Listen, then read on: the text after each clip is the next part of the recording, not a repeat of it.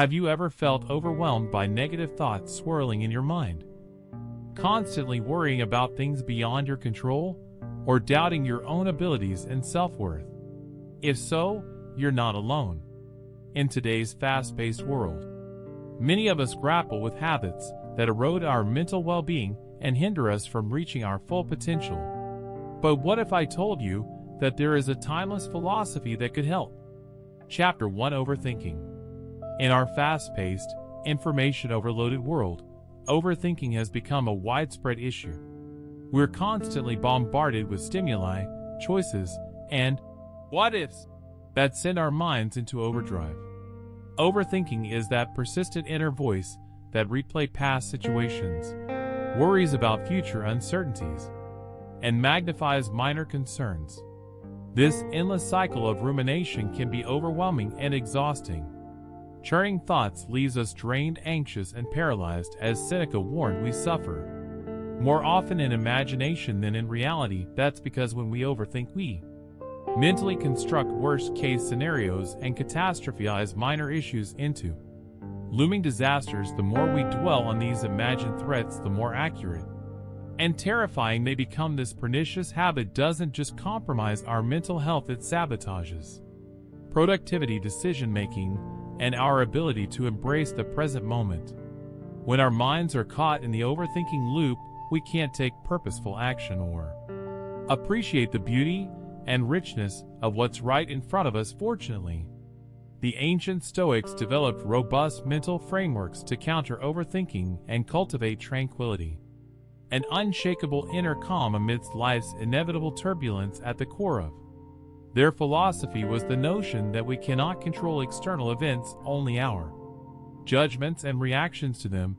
As Marcus Aurelius proclaimed, if you are pained by any external thing, it is not this thing that disturbs you but your own judgment about it. The Stoics taught that our overthinking stems from irrational beliefs and desires about how we think the world should be, rather than accepting reality as it is. Reframing our perspective through reason and self-discipline can escape the overthinking prison. One powerful Stoic exercise is called the view from above. It involves zooming out and looking at your current situation from a broader vantage point, almost like watching yourself on a grand stage. This mental shift helps you detach from the intense myopic fixation that fuels overthinking and see your circumstances through a more rational, balanced lens. Another Stoic antidote is called negative visualization, vividly picturing losing the things you currently have, like your possessions or relationships. This exercise cultivates gratitude by reminding you that nothing is permanently guaranteed. That perspective makes you less likely to cling to and obsess over ultimately impermanent circumstances. Here are some practical guide. 1. Learn to identify your overthinking triggers. Certain situations, topics, or even times of day when your mind tends to spiral. 2. When you notice overthinking arising, pause and take several deep breaths to create space between you and your whirling thoughts. 3. Practice the view from above by imagining you're a low-eoic impartial observer watching the situation from a distance or space.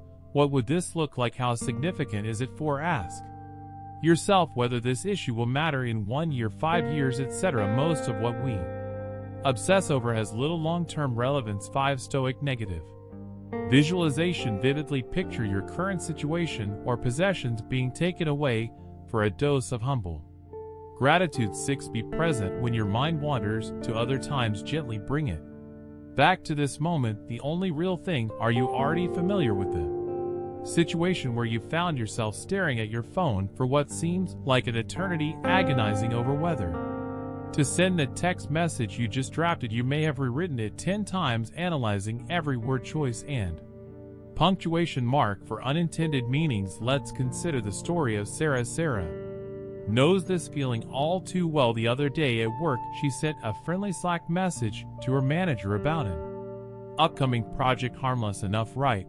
But almost immediately her mind kicked into overdrive. Did I come across as too casual by not using proper capitalization, or was it weirdly formal? By saying good morning first, maybe I should have added an emoji to seem more Approachable. Oh no, what if she thinks I'm being passive-aggressive by following up on this so soon before she knew it? Sarah was drowning in a whirlpool of imagined interpretations and worst-case scenarios about this minor interaction. She spent the rest of her workday utterly distracted, rereading that Slack message every few minutes and berating herself for things she may have phrased incorrectly or insensitively. By the time she got home, Sarah was consumed with anxiety that she had somehow offended her manager without realizing it. She even considered sending a follow-up apology despite having no reason to believe she'd done anything wrong, all because her overthinking took on a destructive life of its own. Does this resonate at all? We've all fallen into the overthinking trap at some point, blowing trivialities out of proportion and catastrophizing situations that are ultimately insignificant. As the Stoics taught, when we dwell in the imaginary world of our restless minds, we suffer more in imagination than in reality. So let's practice together right now. Close your eyes and picture yourself in a recent situation you've been overthinking or ruminating on. Maybe it's feeling rejected after a job interview, or stewing over something a loved one said. Whatever it is, visualize it vividly. Now zoom out and imagine you're watching the scene unfold as an objective third-party body. Notice how it appears smaller and less overwhelming from this separate vantage point. Consider whether this issue will matter in the grand scheme of things a year or 5 years from now. If not, why continue torturing yourself over something so insignificant and temporary? Take a deep breath and commit to redirecting your mind's energy towards more productive, enriching thoughts. Whenever that overthinking loop to start again, as Marcus Aurelius reminded us, the universe's change. Our life is what our thoughts make it. Let's choose to make it good. I'll include more interactive exercises like this throughout the video to help you immediately implement the Stoic solutions I'm sharing. Up next, we'll tackle the toxic habit of people-pleasing and reframe it through the lens of rational self-interest. Don't go anywhere trying to please everyone or people. Chapter 2, Trying to Please. We live in a world where the pressure to conform and be liked is immense, and social media has only intensified this by fostering constant comparisons and perceived judgments. In such an environment, many of us fall into the trap of people-pleasing. This habit can be just as damaging as overthinking. People-pleasing goes beyond simple kindness or consideration. It becomes a compulsive need for approval and a desire to avoid conflict at any cost, often at the expense of our own well-being and authenticity. A people-pleaser often becomes a chameleon, constantly altering their behavior, opinions, and values to fit what they believe others want. The habit can manifest in various ways. 1. Saying yes to requests even when we're overwhelmed. 2. Apologizing excessively even for things that aren't our fault. 3. Avoiding expressing our genuine opinions for fear of disagreement. 4. Neglecting our own needs to attend to others. 5. Feeling responsible for others' emotions and trying to fix them. While it may seem harmless or even virtuous on the surface, chronic people-pleasing takes a heavy toll. It leads to burnout, resentment, loss of self-identity, and paradoxically often results in less authentic relationships. As the great Stoic philosopher Epictetus wisely noted, the key is to keep company only with people who uplift you, whose presence calls forth your best. The Stoics recognized the futility and danger of trying to please everyone. They understood that true fulfillment comes not from external validation, but from living by one's values and virtues. Marcus Aurelius, the philosopher emperor, offered this powerful advice: be tolerant with others and strict with yourself. This encapsulates the Stoic approach to dealing with others. Show understanding and kindness, but don't compromise your principles or well-being. The Stoics emphasize the importance of focusing on what's within our control. We can control our actions and reactions, but we cannot control others' opinions or feelings about us. Epictetus put it bluntly: if you want to improve, be content to be thought foolish and stupid with regard to external things. This doesn't mean we should be inconsiderate or selfish. Instead, it's about balancing being kind and maintaining our integrity. The Stoics believed in the concept of ausis, a process of self-realization and outward extending our circle of concern. We start by taking care of ourselves, then our close relations, and gradually expand our circle of care to encompass all of humanity. By prioritizing our values and well-being, we become better equipped to help others rather than merely pleasing them superficially. Genuinely practical guide 1. Identify your core values. Reflect on what truly matters. What principles do you want to follow regardless of others' opinions? 2. Practice saying no. Start small. Decline a minor request that aligns differently from your priorities. Remember, saying no to one thing allows you to say yes to something more substantial. 3. Set and communicate boundaries. Clearly express your limits to others. For example, I can help you with this project, but I'll need to finish by 5 p.m. to maintain my work-life balance. For embrace discomfort. Recognize that it's okay if not everyone likes or agrees with you. As Epictetus said, if you want to improve, be content to be thought foolish and stupid. 5.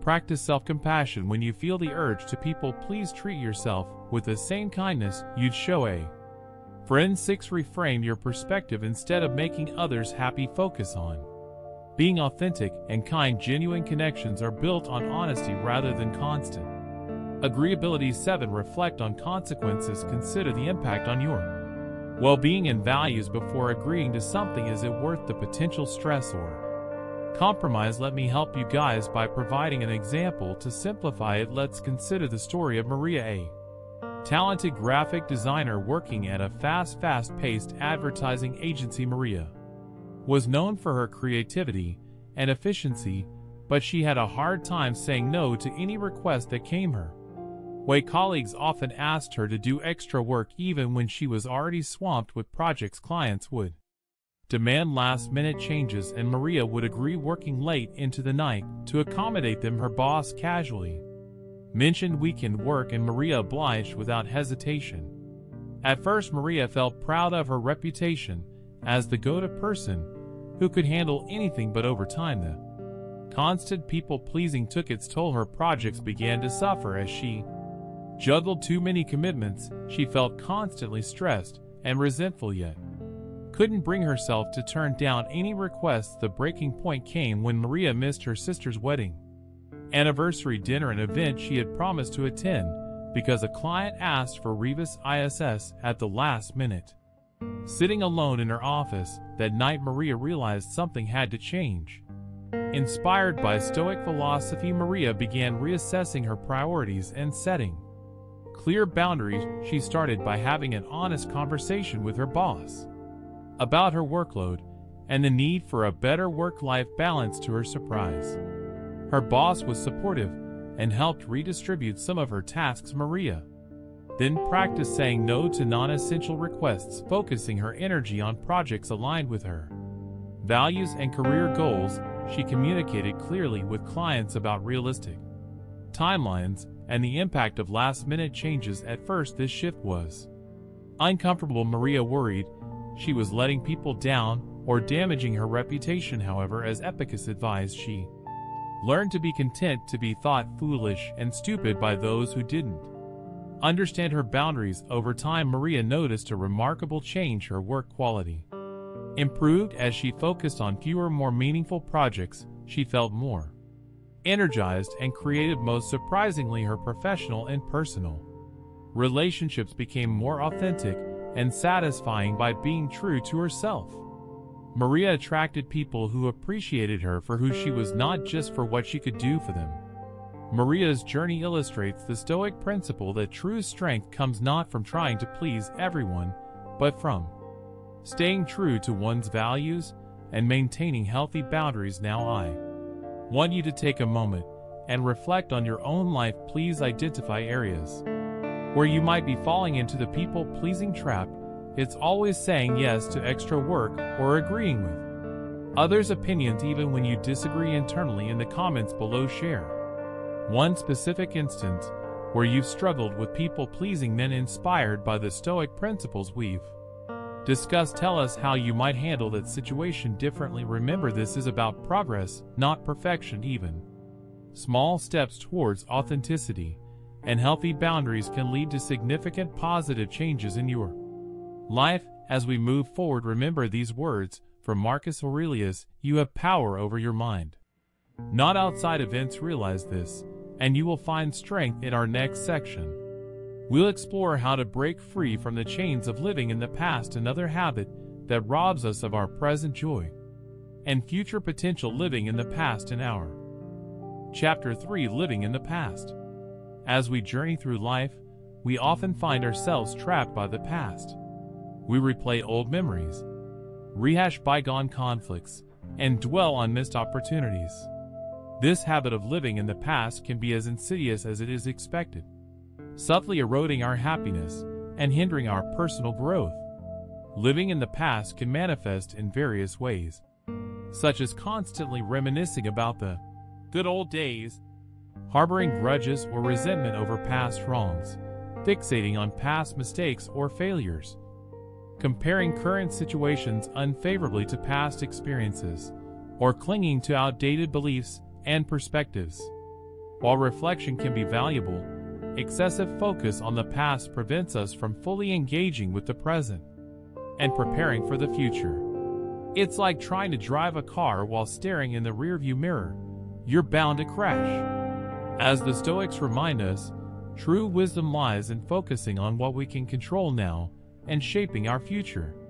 Philosopher Marcus Aurelius recognized this danger when he wrote, "The UN is change our life is what our thoughts make it." By clinging to the past, we resist the natural flow of change and limit our potential for growth and happiness. The Stoics offered powerful insights to help us break free from the tyranny of the past. At the core of their philosophy was emphasizing the present moment, the only time we truly have control over it. Marcus Aurelius advised, don't let your reflection on the whole sweep of life crush you. Don't fill your mind with all the bad things that might still happen. Stay focused on the present situation and ask yourself why it's so unbearable and can't be survived. This doesn't mean we should ignore the past entirely. The Stoics believed in learning from history, both personal and collective. However, they emphasized using these lessons to perform present actions rather than dwelling on what cannot be changed. Epictetus offered this practical wisdom. Don't seek for everything to happen as you wish it would, but rather wish that everything happens as it actually will. Then your life will flow well. This perspective encourages us to accept the past as it was, learn from it, and then direct our energy towards the present and future. The Stoics also recognized the impermanence of all things. Heraclitus, an influence on Stoic thought, famously said, "No man ever steps in the same river twice, for it's not the same river, and he's not the same man." This reminder of constant change can help us let go of the past and embrace the possibilities of the present. Practical guide 1. Practice mindfulness regularly. Bring your attention to the present moment. Notice your surroundings, your breath, your bodily sensations. 2. Journal about the past. Write about past events you're holding on to but focus on extracting lessons for the present and future. 3. Perform a past inventory. List things you're holding on to from your past. For each item, ask, can I change this now? If not, practice accepting it and letting it go. 4. Use visualization. Imagine placing past regrets or painful memories into a balloon and watching it float away. 5. Reframe past experiences. Look for the growth opportunities in past challenges. How have difficult experiences shaped you positively? 6. Practice gratitude daily. List 3 things you're grateful for in the present. This helps shift focus from past to present. 7. Set future goals. Create clear, achievable objectives for your future. This gives you something positive to focus on instead of the past. Let me help you guys by providing an example to simplify it. Let's consider the story of David, a 45-year-old marketing executive. David passed up a tech startup job offered 10 years ago. Staying with a stable corporate position, that startup became a billion-dollar company, and David was consumed with regret. And what if David's fixation on this missed opportunity affected every aspect of his life, he became bitter and resentful, constantly comparing his current life unfavorably to the imagined life he could have had. His performance at work suffered as he lost motivation, believing he had already missed his big chances. Relationships strained as he withdrew, emotionally lost in thoughts of what could have been. One day, while browsing a bookstore, David stumbled upon a book on Stoic philosophy. He was struck by a quote from Seneca: "The greatest loss of time is delay and expectation, which depend upon the future. We let go the present which we have in our power, and look forward to that which depends upon chance, and so relinquish a certainty or an uncertainty." This was a wake-up call for David. He realized he had been sacrificing his present happiness for an idealized past that could never be changed. Inspired by Stoic principles, David began to shift his perspective. He practiced mindfulness, using simple techniques like focusing on his breath to bring himself back to the present moment. Whenever he caught dwelling on the past, too, he started a journal, not to rehash old regrets, but to extract lessons from his experiences. He realized that staying in his corporate job had provided stability that allowed him to support his family through some challenging times. David performed a past inventory, listing everything he was holding on to. For each item, he asked himself, "Can I change this now? If not," he practiced accepting it and letting it go. He set new future goals, focusing on ways he could innovate within his current role and industry. This gave him a positive focus for his energy. 5. David started a daily gratitude practice, listing 3 things he was thankful for in his present life. This helped him recognize the value of his current situation. Gradually, David noticed a significant shift in his outlook and quality of life, but by focusing on the present and future rather than the unchangeable past, he found renewed enthusiasm for his work.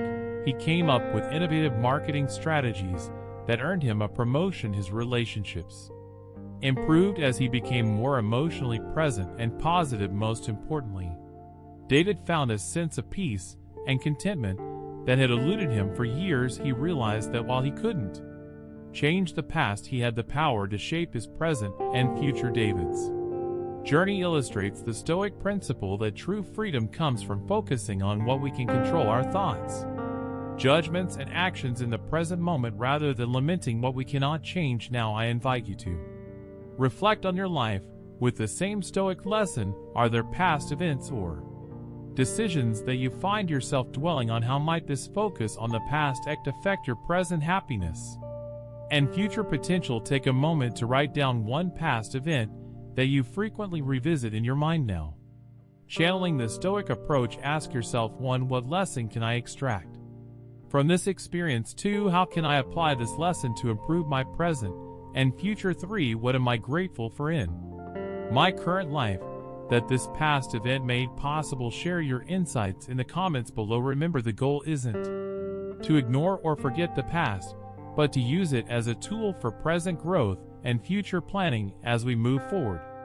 Remember these words from Marcus Aurelius: "You have power over your mind, not outside events." Realize this, and you will find strength. In our next section, we'll tackle the habit of constant worrying, exploring how Stoic principles can help us find peace amidst life's uncertainties. Constantly worrying. Worry is a universal human. Chapter 4: Constantly worrying experience, but it can paralyze us and rob us of joy when it becomes chronic. Worry has reached epidemic proportions in our modern world, filled with constant streams of information and perceived threats. Worry is the mind's attempt to control the uncontrollable. It's a mental habit of fixating on potential future problems, often imagining worst-case scenarios. While a certain level of concern can be productive, excessive worrying rarely solves problems. Instead, it creates a host of new ones, like chronic stress and anxiety, difficulty concentrating and making decisions, sleep disturbances, physical health issues like headaches and digestive problems, strained relationships due to constant negativity, avoidance of new experiences or opportunities due to fear. The irony of Worry is that it often causes more suffering than the events we're worrying about, as Mark Twain humorously noted. I've had a lot of worries in my life, most of which never happened. The Stoics recognized worry as a misuse of our imaginative faculties and offered powerful strategies to combat it. At the core of their approach was the concept of the dichotomy of control, the idea that some things are within our control, while others are not. Epictetus articulated this principle clearly: there is only one way to happiness, and that is to cease worrying about things which are beyond the power of our will by focusing our energy on what we can control, our thoughts, judgments, and actions. We can let go of fruitless worry about external events beyond our influence. The Stoics also emphasized the importance of living in the present moment. Seneca advised true happiness is to enjoy the present. Without anxious dependence upon the future, we can escape the trap of imagining future calamities by grounding ourselves in the here and now. Moreover, the Stoics practice negative visualization or premeditation of evils. This involves deliberately imagining worst-case scenarios, not to worry about them, but to prepare for them rationally and reduce their power to disturb us. As Marcus Aurelius said, when you wake up in the morning, tell yourself, the people I deal with today will be meddling, ungrateful, arrogant, dishonest, jealous, and surly. By mentally preparing for challenges, we're less likely to be thrown off balance when they occur. Practical Guide 1. Practice the dichotomy of control. When worrying, ask yourself, is this within my control? If not, practice accepting it and redirecting your energy to what you can influence. 2. Use negative visualization. Spend a few minutes each day imagining challenging scenarios, then plan how you'd cope with them rationally. 3. Implement a worry time. Set aside a specific 15-30 minute period each day for worrying when worries arise outside this time. Note them down for later. 4. Practice mindfulness. Regular meditation or mindfulness exercises can help you stay grounded in the present moment. 5. Challenge your worries. When a concern arises, ask yourself, what's the evidence for and against this thought? How likely is this to happen? What's the worst that could happen, and how would I cope? 6. Take action on solvable problems. If your worry is about something you can influence, make an action plan instead of dwelling on it. 7. Practice gratitude regularly. Noting what you're thankful for can shift your focus from potential negatives to existing positives. Meet Sarah, a 32-year-old project manager at a tech startup. Sarah was known for her efficiency and attention to detail, but these qualities fueled her tendency to worry excessively.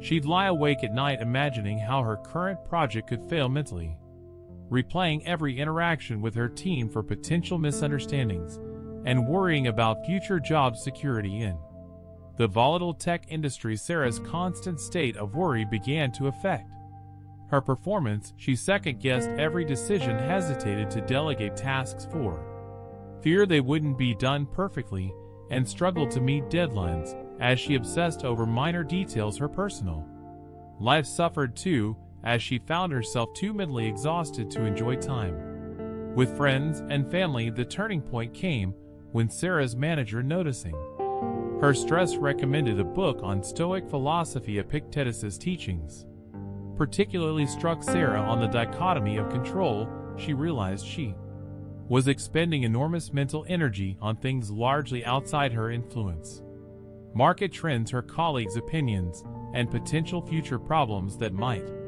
never materialize. Inspired by Stoic principles, Sarah began to reshape her approach. 1. She started each day by listing what was within her control: her effort, her responses, her attitude, and what wasn't.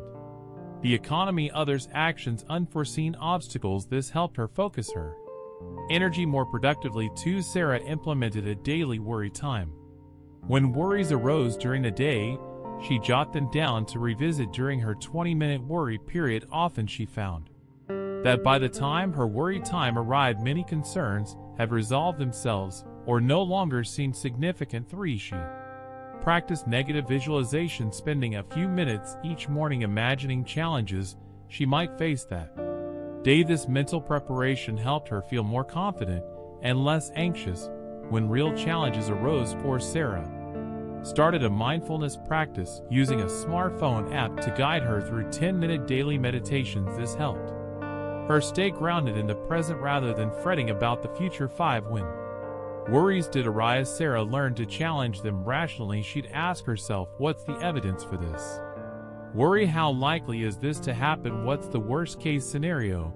And how would I cope? 6. For worries about concrete problems, Sarah shifted from rumination to action. Instead of endlessly worrying about a project timeline, she created a detailed plan to address potential bottlenecks. Over time, Sarah noticed a significant shift. Her mind felt more apparent, and she slept better at night. Her work performance improved as she focused on what she could control and let go of excessive worry about potential failures. She found herself more present and engaged in her relationships. Most importantly, Sarah discovered a new sense of inner calm. As Epictetus taught, people are not disturbed by things, but by the views they take of them. By changing her perspective on worries, Sarah changed her entire life experience. Now it's your turn to apply these Stoic principles to your worries. Take a moment to identify a consistent concern in your life. Write it down, then ask yourself, 1. Is this within my control? If not, can I accept it? 2. What's the evidence for and against this worry? 3. What's the worst, and how would I cope? 4. Is there any action I can take to address this concern? Share your insights in the comments below. Remember, the goal isn't to eliminate worry, but to transform it from a paralyzing force into a tool for productive action and personal growth. As we move forward, remember these words from Epictetus: make the best use of what is in your power, and take the rest as it happens. In our next section, we'll confront the insidious habit of self-doubt, exploring how Stoic wisdom can help us build unshakable self-confidence. Self-doubt. Chapter 5: Self-doubt. Self-doubt is a formidable adversary that many of us face daily. It's that nagging inner voice that whispers you're not good enough, you can't do this, or who do you think you are? This persistent questioning of our abilities, worth, and decisions can be paralyzing, hindering personal growth and preventing us from reaching our full potential. Self-doubt manifests in various ways: hesitation to pursue goals or opportunities, constant comparison to others, perfectionism, and fear of failure, difficulty making decisions, seeking excessive validation from others, downplaying achievements or successes. At its core, self-doubt stems from a lack of trust in our judgment and capabilities. It's often rooted in past experiences, societal pressures, or unrealistic expectations we set for ourselves. While a healthy dose of self-reflection can be beneficial, chronic self-doubt erodes our confidence. It limits our ability to navigate life's challenges effectively. The Stoics, emphasizing self-awareness and rational thinking, offer powerful tools to combat self-doubt. They believe true self-worth comes from within and is based on our character and action, not external validations or circumstances. Epictetus famously said, circumstances don't make the man, they only reveal him to himself. This perspective encourages us to see challenges not as threats to our self-worth, but as opportunities to demonstrate and develop our character. The Stoics also emphasize the importance of focusing on what's within our control. Marcus Aurelius advised you have power over your mind, not outside events. Realize this, and you will find strength by concentrating on our thoughts, judgments, and actions rather than others' opinions or external outcomes. We can build a more stable sense of self-confidence. Moreover, the Stoics practice negative visualization, imagining worst-case scenarios to prepare for them mentally. When applied to self-doubt, this technique can help us realize that even if our fears come true, we have the strength to handle the consequences. Practical guide 1. Practice self-awareness regularly. Reflect on your thoughts and actions. Identify when self-doubt arises and what triggers it. 2. Focus on what you can control when facing a challenge. List what aspects are within your control and focus your energy there. 3. Reframe negative self-talk. When you catch yourself in negative self-talk, pause and ask, is this thought rational? How would I advise a friend in this situation? 4. Embrace failure as a learning opportunity. View mistakes not as evidence of inadequacy, but as chances to grow and improve. 5. Practice gratitude. Regularly acknowledge your strengths and accomplishments, no matter how small. 6. Set realistic goals. Break larger goals into smaller, achievable steps to build confidence through consistent progress. 7. Cultivate virtue. Focus on developing positive character traits, wisdom, justice, courage, self-control as the basis of your self-worth. Let me help you guys by providing an example to simplify it. Let's consider the story of Alex, a 28-year-old software developer. Despite being highly skilled, Alex constantly doubted his abilities. He hesitated to apply for promotions, convinced he wasn't ready. He rarely shared his ideas in team meetings, fearing they might be considered stupid. Even when he succeeded in projects, Alex attributed it to luck rather than competence. This self-doubt was holding Alex back in his career and personal life. He passed up growth opportunities. Struggled with imposter syndrome and often felt stressed and unfulfilled. The turning point came when Alex's mentor recommended a book on Stoic philosophy. Epictetus's teaching particularly struck Alex. It's not what happens to you, but how you react to it that matters. He realized he had let his self-doubt control his reactions to every situation. Inspired by Stoic principles, Alex began to reshape his approach. 1. He started a daily journaling practice, reflecting on his thoughts and actions. This helped him identify patterns in his self-doubt and the situations that triggered it. 2. Alex practiced focusing on what he could control before starting a project. He'd list what aspects were within his influence, his effort, learning, communication, and what weren't others' opinions, unforeseen technical issues. This helped him direct his energy more productively. 3. He learned to reframe his negative self-talk. When the voice of doubt crept in, Alex would pause and ask, is this thought rational? What would I tell a friend in this situation? Often he realized his self-doubt was baseless or exaggerated.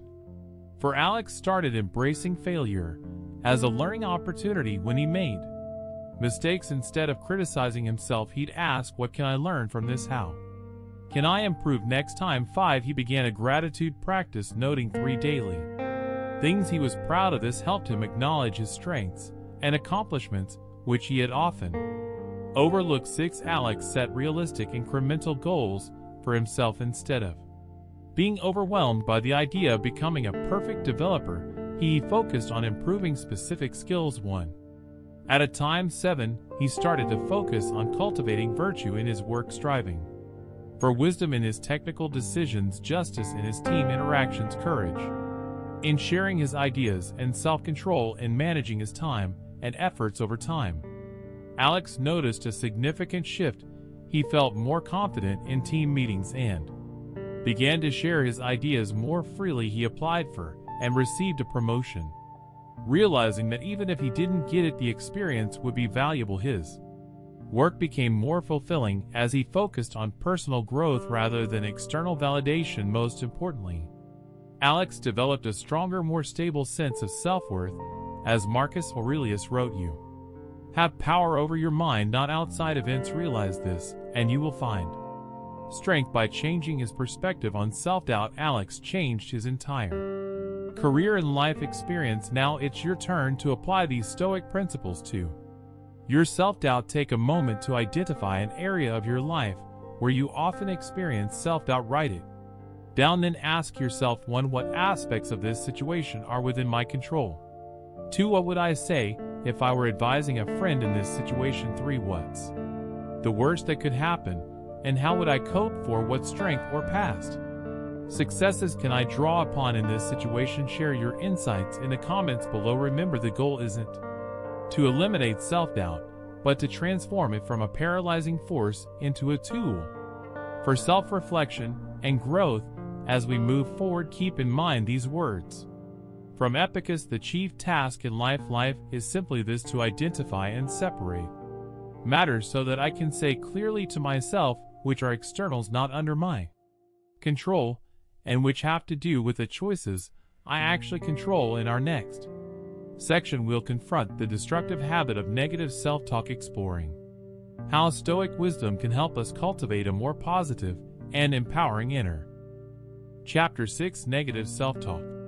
Dialogue. Negative self-talk. Negative self-talk is the inner critic that constantly berates us, undermines our confidence, and colors our world.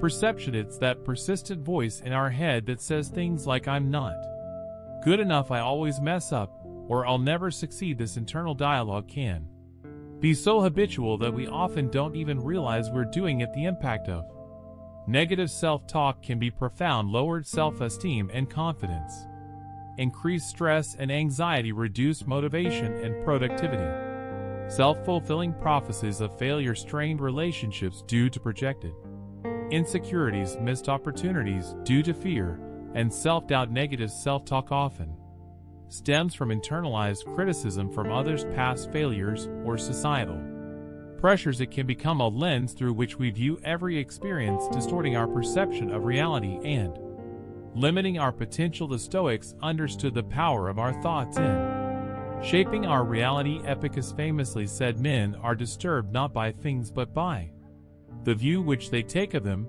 This insight is particularly relevant to negative self-talk. The Stoics emphasize the importance of rational thinking and self-examination.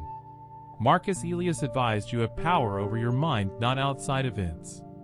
Realize this, and you will find strength. By recognizing that our thoughts are under our control, we can begin to challenge and change our negative self-talk. Moreover, the Stoics practiced premeditation of evils, imagining worst case scenarios to prepare for them mentally.